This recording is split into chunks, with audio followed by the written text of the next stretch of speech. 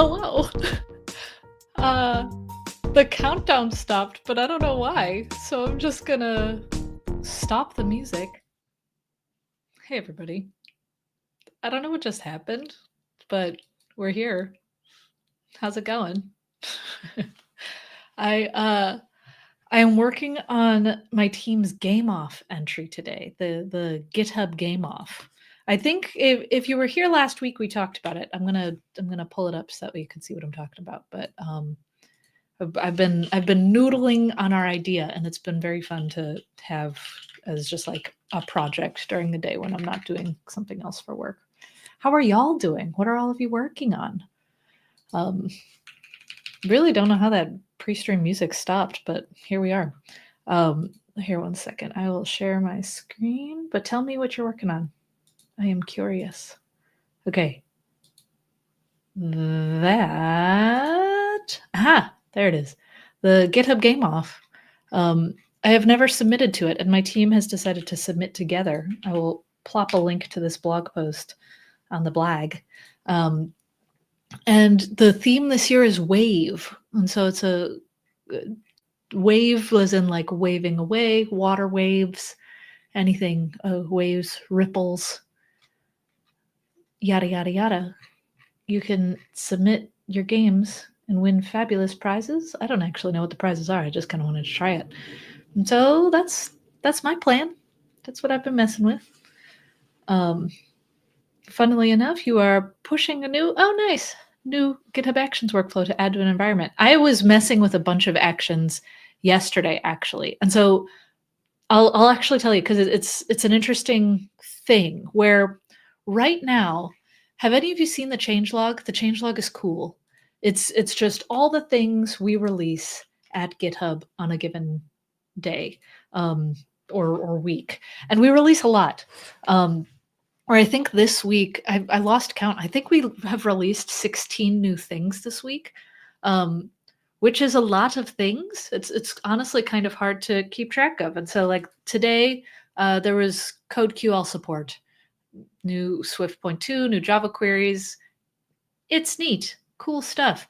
Yesterday, there was some new models and search and stuff in the GitHub Copilot CLI, and so on and so forth. It's cool to see all the things that are released all the time in the changelog.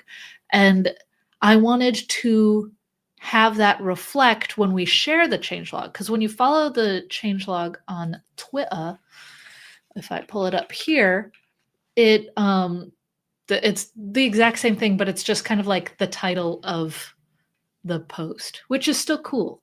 But sometimes it ends up being cut off like this with a little dot, dot, dot. I don't know if you can see that. Yeah, Gemini 3 is in Copilot. I made the video for that. But see how it says, here's what we've dot, dot, dot. We don't want that. We want it to be like nice bullet points, etc. So all that being said, because we want to be able to describe this changelog better and have it actually summarized, I was like, what if I made a way to summarize the changelog before it's pushed to this Twitter feed? And right now, the Twitter feed just reads from the RSS feed for the changelog, which once again is still cool. You can copy the RSS feed URL on this changelog URL and add it to your feed readers. So I made a repo, and I'm going to remove my screen for just a second while I pull up said repo, because I want to make sure that it's like fine. I want to be prepared when I share on a screen. I made a GitHub action that uses GitHub models to summarize the changelog and produce a new RSS feed based on the existing RSS feed, and then our feed can subscribe to that. Does that make sense? If it doesn't, share in the comments. Oh, by the way, I'm Cassidy. Hi, if you don't know who I am. Hello, I work here. Anyway, so changelog. So I made this script. I grand majority vibe coded it because I just haven't made an action with GitHub models before. So this is my current repo, where and it's private now because I want to make sure things work, because my shame. Anyway, so I made this GitHub action generate feed. And so every hour and I can also allow manual trigger, it will run the script that looks at the RSS feed. Um, and so it's just called generate summarized RSS feed. It runs every hour.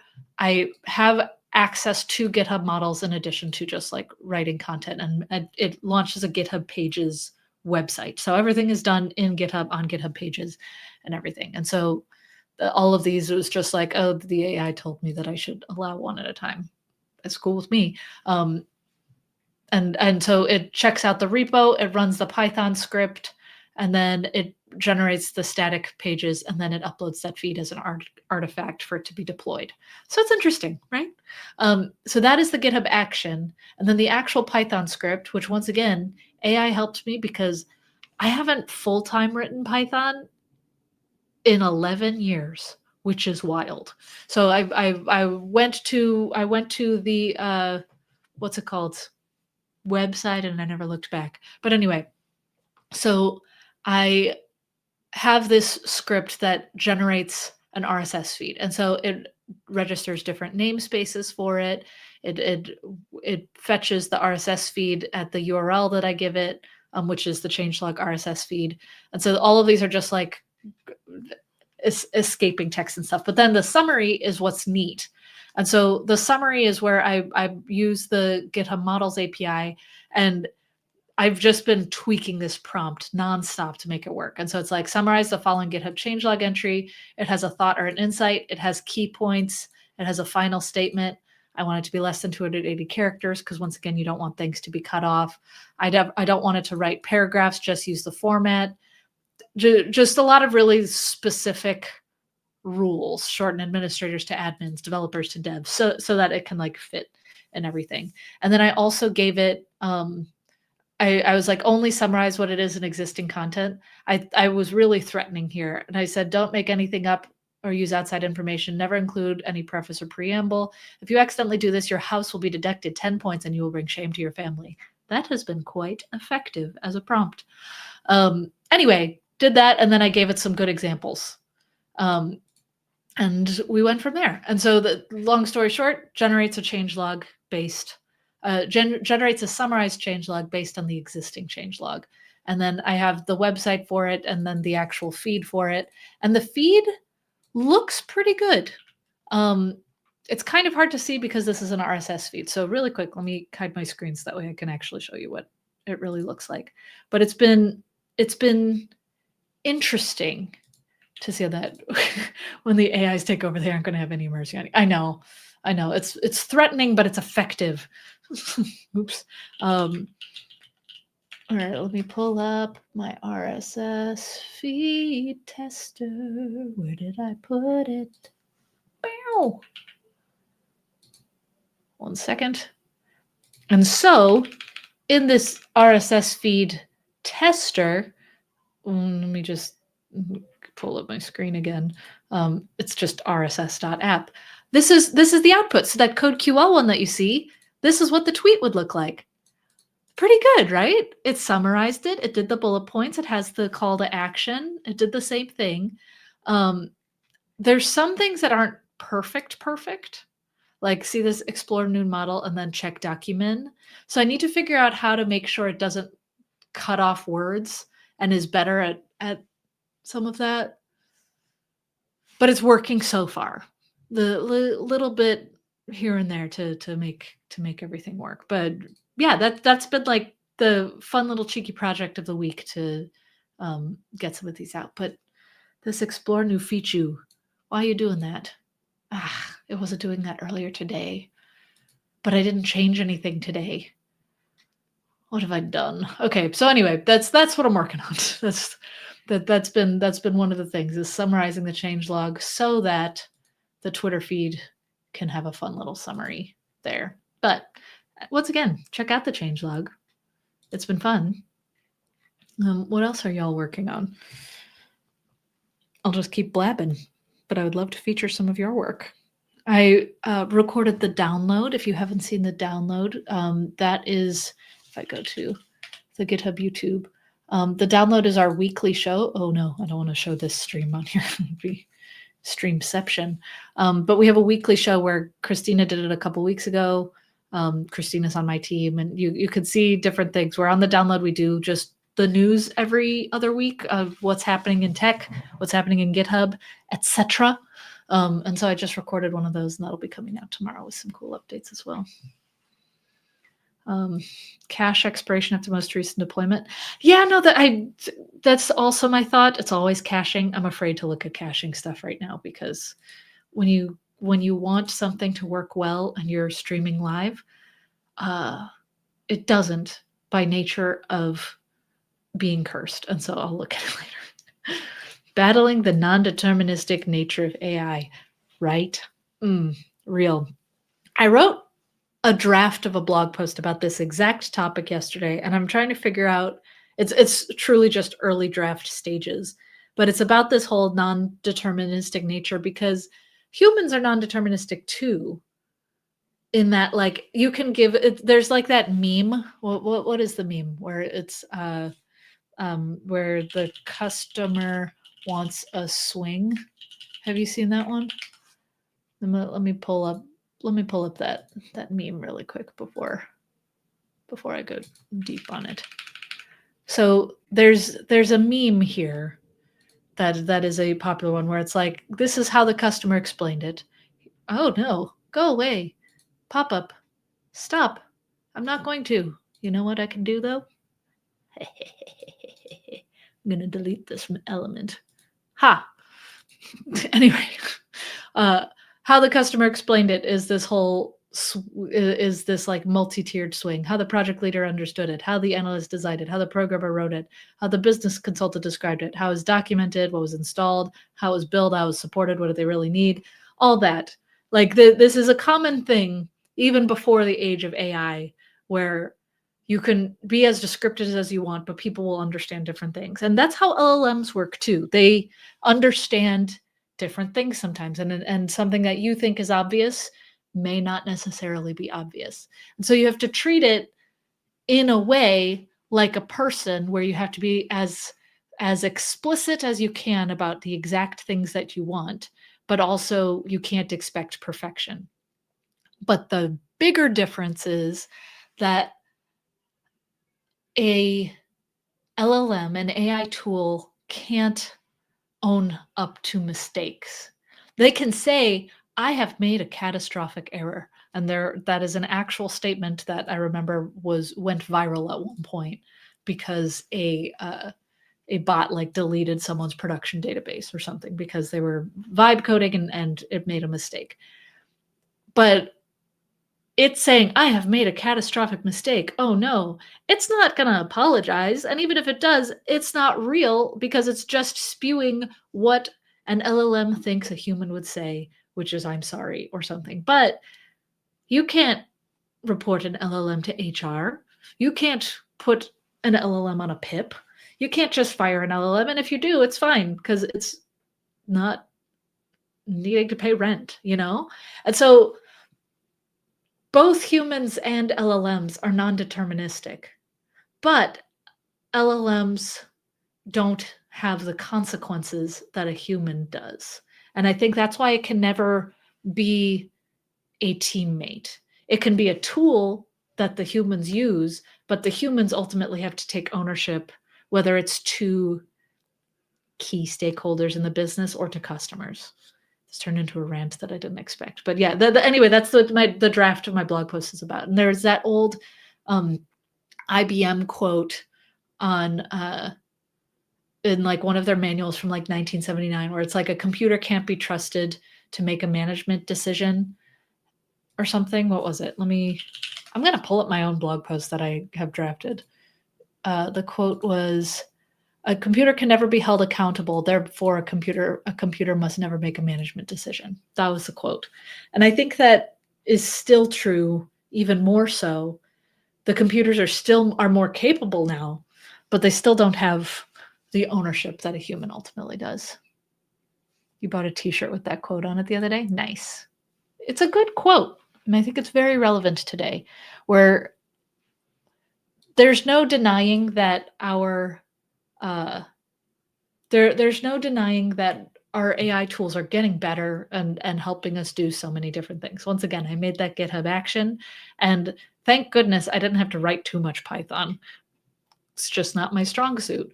But it's once again, it's a tool for you to use, but it's a different kind of tool because it's not like a linter, it's not like a type checker where it knows exactly what to look for. It's fluffier. Non-deterministic is the word of the day.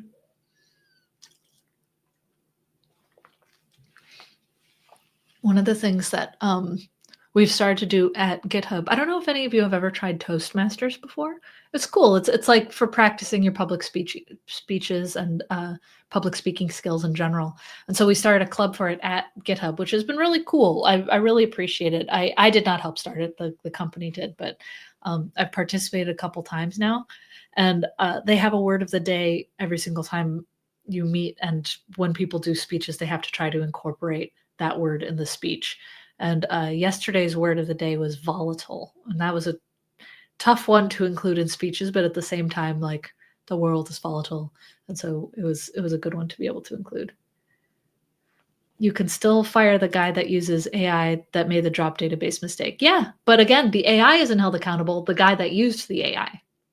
Again, that's where the ownership lies. The ownership ultimately always lies with the human guiding the tools.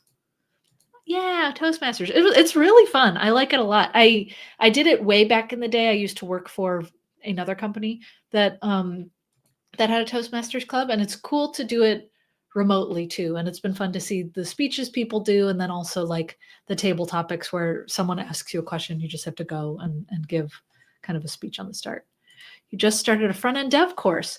Ooh, fun. Oh yeah. As someone who's been writing JavaScript for 20 years or so, objects and event listeners are a pain in the butt, and I'm so sorry. But it's exciting. And if you have any specific questions, this is my bread and butter. I love talking about that kind of stuff. And so it's hard, but once you kind of get over some of the hurdles, I promise it gets easier. And luckily, a lot of libraries and stuff nowadays abstract some of that away. And so it's good to understand the fundamentals. I'm glad that you're learning and understanding the fundamentals, but yeah, the objects, the fact that I need to like, I'm gonna pull up a GitHub gist so that way I can illustrate what I'm trying to say. Or I could do VS Code, doesn't matter. Cassidy, come on, go fast. Like the fact that when you write JavaScript,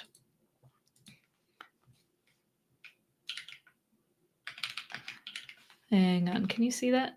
Let me just zoom in a little bit. This is true. How fun is that?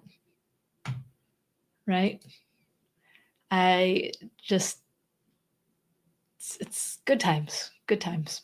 I love JavaScript weirdness, but it's also a pain in the butt for anyone trying to learn anything. Yeah. Does anybody have any questions about React or JavaScript? I love talking about that stuff. I love talking about like how state works or reducers. It's such a lame thing to be excited about, but it's really, really fun. I'm actually going to pull up another blog post I wrote. Let me try to find it. Bum, bum, bum, bum, bum, bum, bum, bum, bum. Where is it? I need to find it, so I will keep singing while I look. Differences like that are the kind of thing that drive people to make C# run in the browser. I know. I mean, there's also a reason why TypeScript is so popular too, where like it's not the same. It is different. But yeah, I mean, it's interesting. One thing that one of my teammates is writing a blog post on now is languages like JavaScript are getting less popular because of AI, where typed languages are now getting more and more popular because they have such strict type checking and rules and things like that, that people are like, I can write more secure code with AI, but if there's already these rules in place built into the languages, which is very funny. Oh yeah. not a number and not a number is also false. Great. It's so fun. Am I right? I'm trying to find a very specific note that I have on my computer that I love talking through, but I need to actually find it. Blah, blah, blah, blah, blah. I have so many notes on just all things JavaScript, which is very fun, but that also means there's too many to sift through when I want to explain something really specific, which is okay.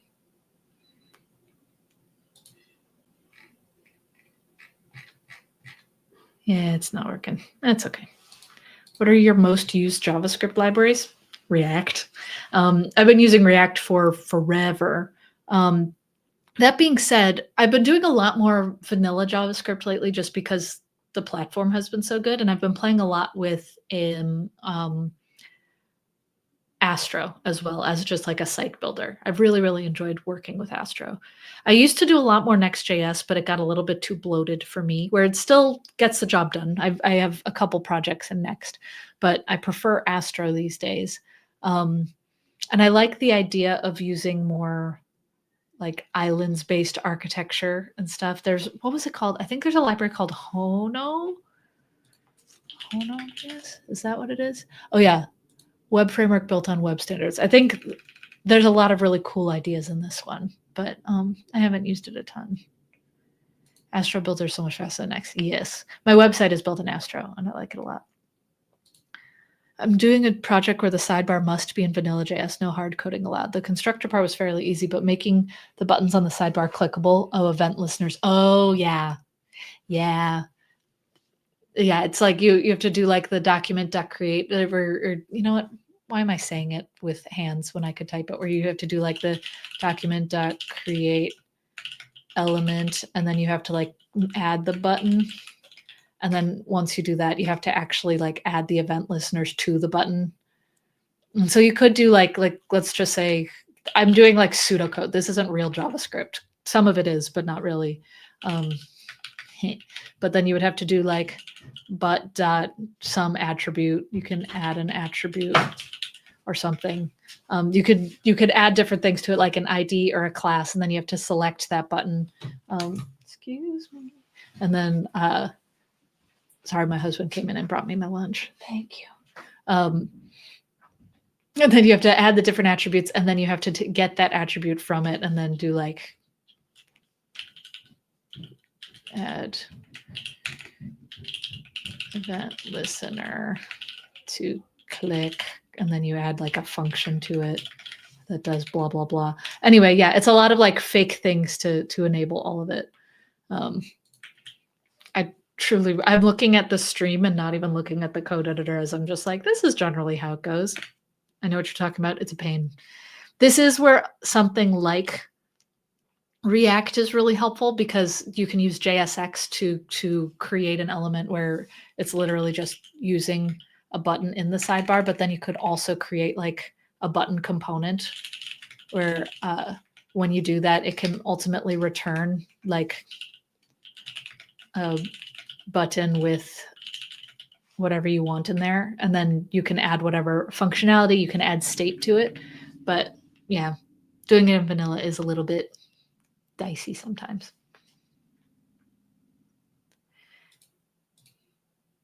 Hey, good to see you. What was I gonna say? I was talking about something else. I don't remember. Ugh. Ugh.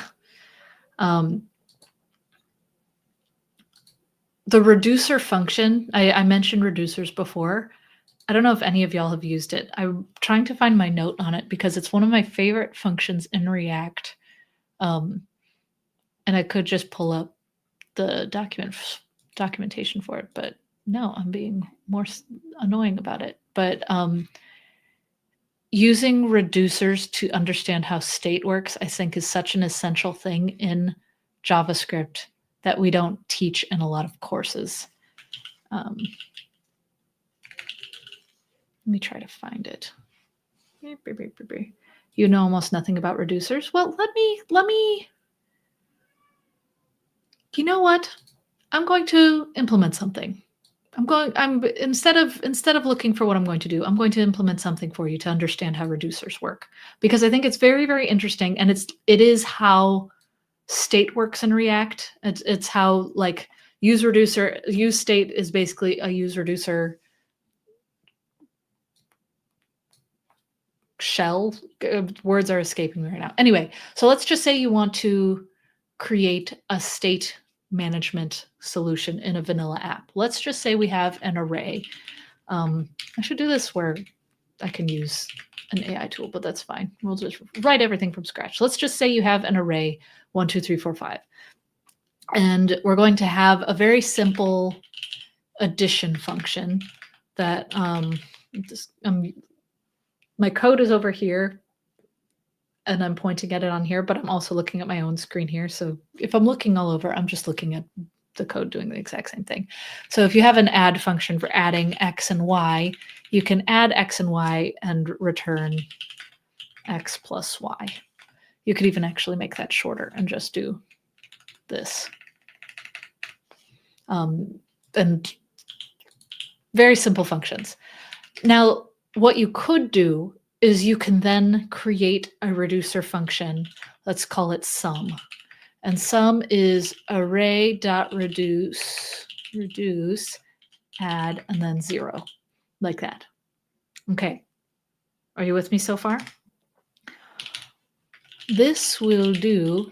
I'll save this as a gist and put it in the chat later in case y'all want to like follow this. So let me actually call this reducer demo in this GitHub gist. Okay, so what this will do on the first iteration, it'll do 0 plus 1 because it takes 0 as the initial state and then adds it to the first 1 in that array. So it'll do 0 plus 1. Then when you call sum again, it'll do 1 plus 2. And then after that, it'll do 3 plus 3. I'll stop right there. It's not doing 1 plus 2 because it's 1 and 2 here. It's taking the previous sum of this, which is 1, and then adding it. So this is the initial state, 0, and then it does 0 plus 1. Then this next iteration takes the next value in the array, 2, and then adds it to the previous iteration's sum. And so this sum is 3. It takes this 3 here, and then does 3 plus 3. And then after that, it does 6 plus 4. And then after that, it does 10 plus 5. And so it takes the sum from that previous invocation and then adds it with the next element in the array. Does that make sense so far? I see following so far, so I'll take it. That's generally how reduce works for very, very basic state management. And it's a handy mechanism if you think of like this initial value is like the initial state in an app, and then it applies this applies what is changed in the app. And so Redux made the idea of a reducer popular, if you ever used Redux for state management. And so in Redux, they have a reducer, and it looks something like function reducer is state action, and then it does like return state plus action. That's the general vibe of what the reducer is in Redux. But a more detailed example of what this could look like is, let's just say you have a const initial state, and that initial state you could say count is 0. And you could have multiple things. So user is an empty object, making this up.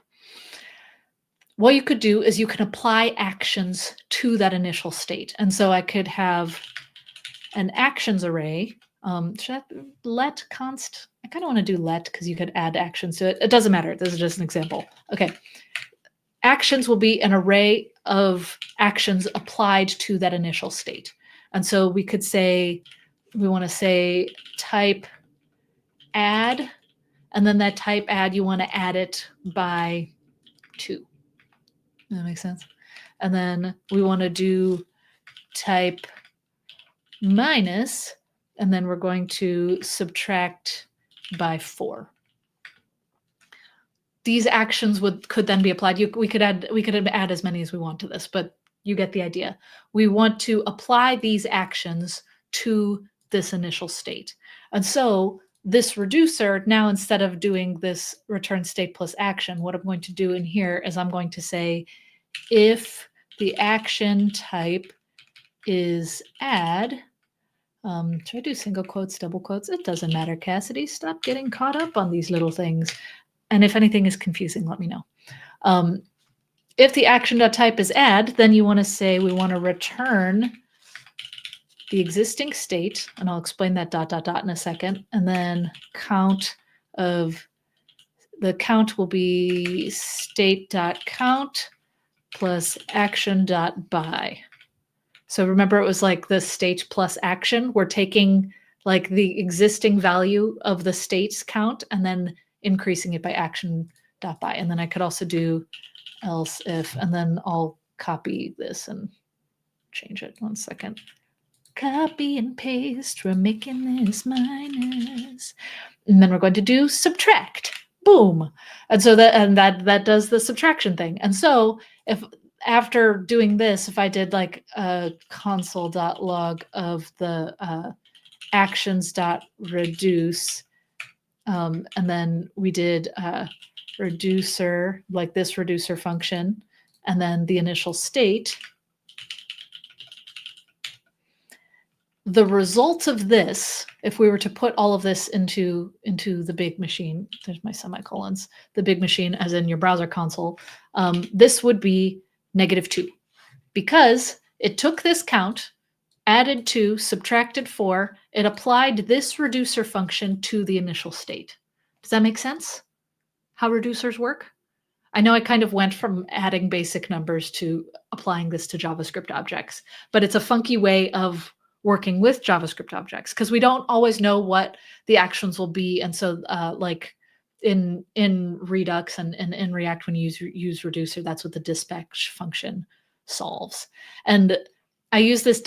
because then it only applies this action.type add to the count, and then it keeps the rest of the state the same. And so one other thing I could do is I could do some kind of type is log in or something, and then I could make this up. I could do the user has a new username. I could do name is fish. Making this up once again. And so I could add another else if, and then in here I could do the action.type. I'm going to just copy all this again. Action.type, but instead it's going to be login. And then when I add login, instead of count, we're going to be adding the user. And then that user is going to have the name where it's instead of, we don't need to actually care about the initial state because that's just empty. We're just going to have the user, and then the user will have the action, or user's name is action.name. Voila. Makes sense. I sing well, thanks. I sing when I code. I'm gonna make this a public gist so that way y'all can see it. Oh, and then I also have to change that comment, -2. 1 second, let me zoom out. And I'm working. Okay, let me change this to say count. Sorry, that's really tiny. The count is -2. User's name is fish. Because we added that extra one in there. So anyway, I'm going to paste this in the chat. I don't think the chat pasting works on LinkedIn chat, but it works on YouTube and Twitch. But you could also go to gist.github.com/Cassidy, the first part of that URL down there, and you will see this because I just made it public. But anyway, that is generally how reducers work, which it kind of shows you how some JavaScript objects work as well. But this is very, very handy to understand how things work when you are doing more vanilla JavaScripty stuff, or if you just want to understand how a Redux or state management in React works under the hood. So fun. I love talking about this stuff. But yeah, when you use reducer, it is a very similar thing where I'm going to just write in this text box here. If you use reducer, it's a little different because instead of having like this reducer state in action, it's more like let state and dispatch equal, oh, that's an array, equal use reducer.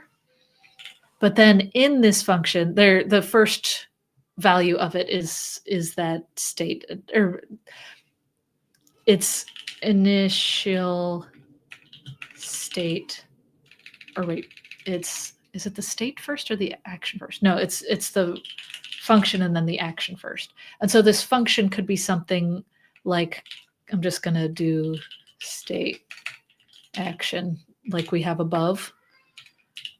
And then that's the general function that applies something to this initial state. And so that initial state could be like count to 0 like we have above. And then user is a blank object. Does that make sense? That's generally what use reducer is in React. Or I'll keep that comment in there if you want to look at it.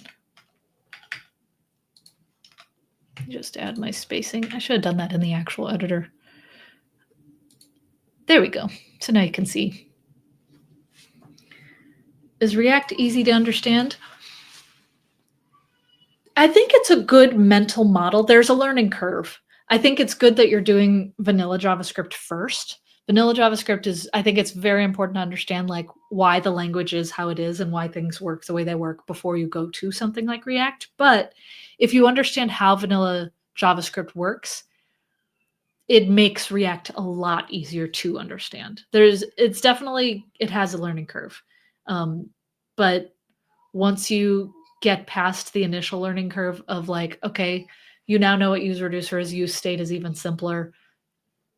If you, and actually I'll just write a really quick use state. Like if you had a use state, you might say like let count and then set count is use state with the initial count of 0. Then whenever you want to set the count to something else, you do set count, and then you could do count plus plus, or you could just say like 5 or whatever, and then that sets the count for the count variable. And so like that's not too bad. And I'll save that comment there too if you want the link to this gist. It's manageable. You see that like we're pulling this tuple out of use state, and these are the variables that you can use. Once you understand the concept of objects, variables, and all of that, pulling them from the React API is not too bad, relatively speaking. I think it depends on your brain and how you learn things. React has also changed a lot since I first started using it, but I think that if you know the basics of JavaScript, you can get React. React is a interesting and I think good mental model generally. I had a job interview today and they were moving their UI stuff to React. Nice. From where? I know that's the thing that we are even doing at GitHub, where a lot of the site is built in Ruby on Rails.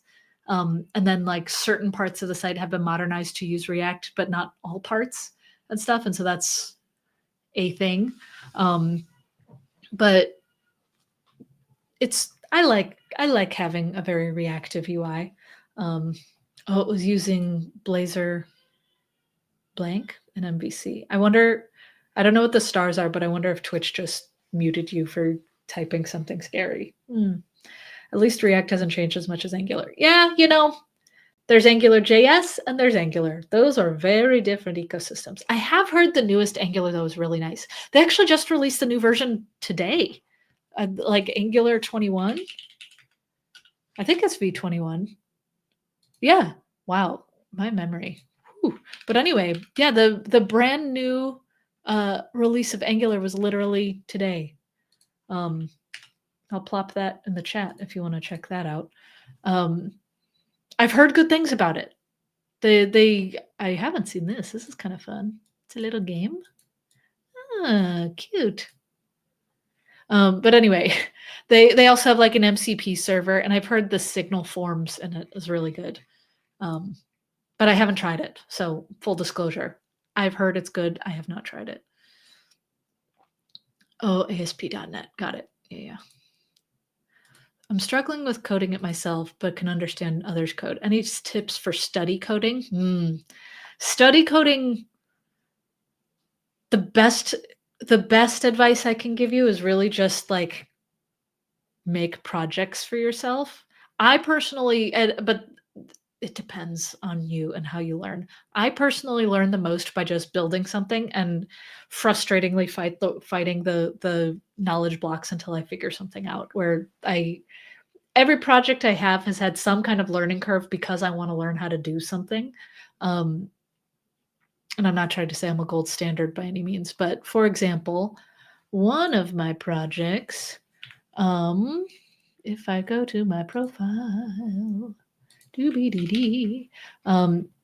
one of my projects here, this was a game called 13 Potions. I made this for JS13K Games, which is a game jam where you're supposed to make just really tiny games. I'll plop it in here if you don't mind the self-promo. I get nothing from it. But anyway, I really wanted to learn game dev, and I was like, if I made a really tiny game, then that is how I'll learn how game dev works. My game, the code is not very good. It is open source if you want to check it out. You're supposed to collect the potions as fast as you can without running into the ghosts. The ghosts will slow you down. I don't actually remember where all the potions are, so I'm just kind of trying. The ghosts move randomly, and so there's some games where like you just have no hope of getting a good time. There's one here. Yeah, nice. Excuse me while I play my own game. I think the fastest time I ever had on this was like 50 seconds. No! I ran into a ghost. Oh no, please. Wait, I have 2 potions left? Oh no, where's the other one? Oh no, no, no. Oh no, no, no. Hang on. Let me find the potion. Is it over here? No, I got all the ones over here. Where are they? Oh no. Dang it, my time. You get it. But now I want my potions. Is it up here? Nice, there it is. Okay, 70 seconds. But anyway, this game was truly a learning experience where I was like, I don't know anything about game development. I like the idea of it. I think it'd be fun, but I just don't know things. And so this was a great learning experience where I am not the best game developer in the world, but I was able to ship something because I just tried. And I think that like, yeah, it's like jogging. The more you do it, the better you do. And I think that practice really does make perfect when it comes to a lot of development. And once again, a lot of my projects and stuff are not the best thing in the world. Excuse me while like some of my work stuff pops up. But it's a good way to experiment and learn. This is another game of mine. It's called Jumbly, and it's a word game. I really wanted to figure out how to make a daily word game like the New York Times ones, like the connections and all that. And so I made like a settings where it has themes. You can change the letters. I have a visibility assist and stuff. And then I haven't played Jumbly today. You can then, I added some key commands so you can actually like type some of the letters in here. You have to find 4 words related to today's theme to do this one. And I don't remember, I have no idea what this one is. Engineering build. I'm going to distract myself. I'm not playing this game right now. Anyway, you get it. Then there's like stats and stuff for your best solve times and everything. Anyway, I'm not saying this to feature my own projects, but to say every single project I did and have done is purely because I wanted to learn how to do something. Hey, you liked Jumbly? Yeah, jumbly.com. It's a fun game. I admit I don't maintain it as much anymore because coming up with words is so hard. I literally contacted puzzle designers for like Apple News, for New York Times, for Bloomberg, for all of these different things to be just like, how do you come up with words? Like it's so easy to generate Sudoku, so easy, relatively, to generate Sudoku things or to generate logic puzzles. But for word puzzles, you need a human touch. And I even talked with Josh Wardle of Wordle fame, And here, oh, you want a link to Jumbly? Jumbly.com. It is that one. But anyway, everyone was just like, yeah, you designed a game that needs humans. Because when I tried to use LLMs for it, I wrote a blog post about this, but LLMs are not good at counting letters.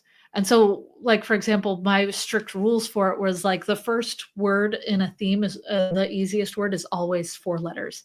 And then it goes up to 8 or 9 letters maximum. And so it always is in that range. LLMs can't count.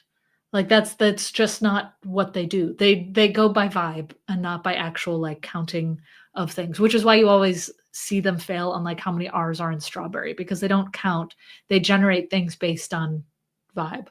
Um, and so it was impossible to generate puzzles for it. It was always something that was either user submitted or one that I had to make up. And so anyway, I just couldn't keep up with Jumbly. And so it still lives in perpetuity. It just repeats puzzles every few hundred days or so. But yeah. What was the language/studio you used for developing your first game? Plain CSS, HTML, CSS, JavaScript. Jumbly is made with plain HTML, CSS, and JavaScript, and so is this was my first ever game, Flapjack Quap. Oh, I'm just realized I'm not sharing my screen. Flapjack Quap, which is a silly name, but I'll plop it in the chat here. This was my the first game I ever made, and what you do is you want to get butter on all the pancakes.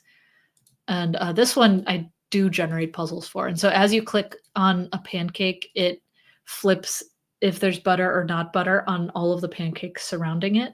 And so you want to do it in as few clicks as possible. This one, you can all of the code for all of my games is open source on my profile, but this one is plain HTML, CSS, and JavaScript. The 13 potions one, that one I used Phaser, which Phaser.io. Yes.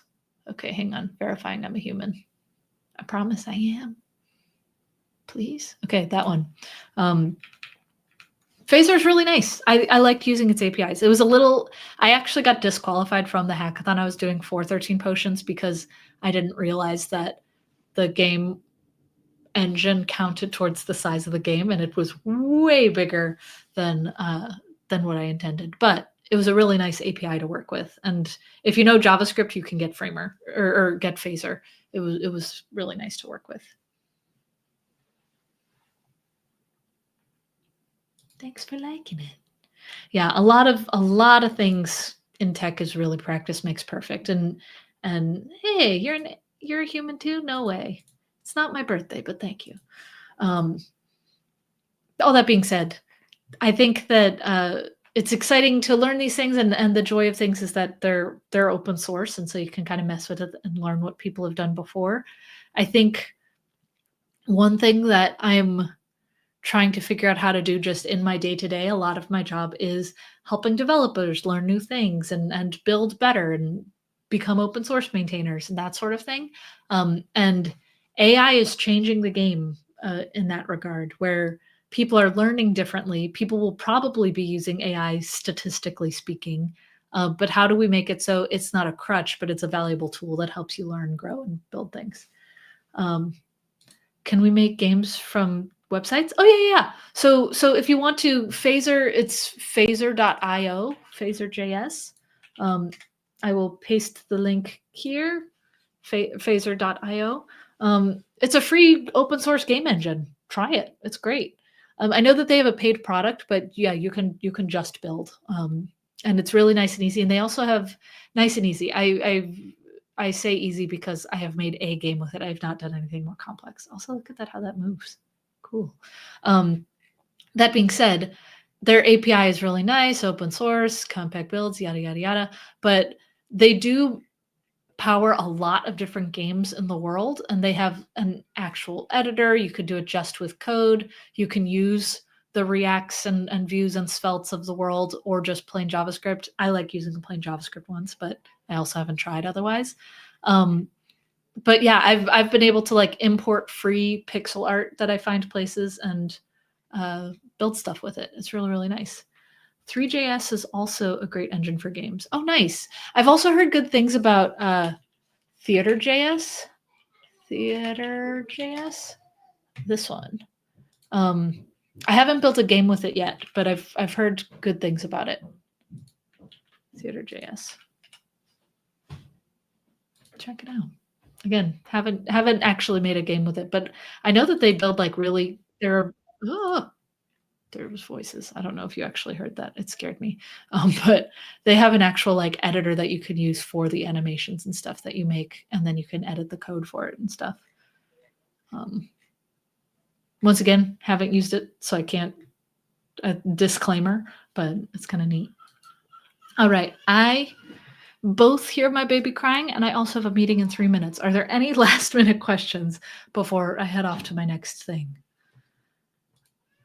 Also, I'm going to be streaming later on my personal stream, and so at Cassadoo on Twitch, or you can follow me on socials or whatever. I'll be streaming there in about a half hour at 2:30 my time, so 30 minutes past. All right, y'all. It's been fun gabbing. Thank you for coming to Rubber Duck Thursdays. I hope you learned something. I hope you had fun. I know I did. And we'll see. We won't see you next week. Next week is Thanksgiving in the US, and so we will not be doing Rubber Duck Thursdays next week, but we will be doing it the following Thursday. We might still be doing the one on the UK time zone, which is it's at like 4 a.m. my time. I don't know what time it is. I want to say it's like 10 a.m. GMT next week. But anyway, thank you for gabbing with me. I will see y'all on the internet. Bye.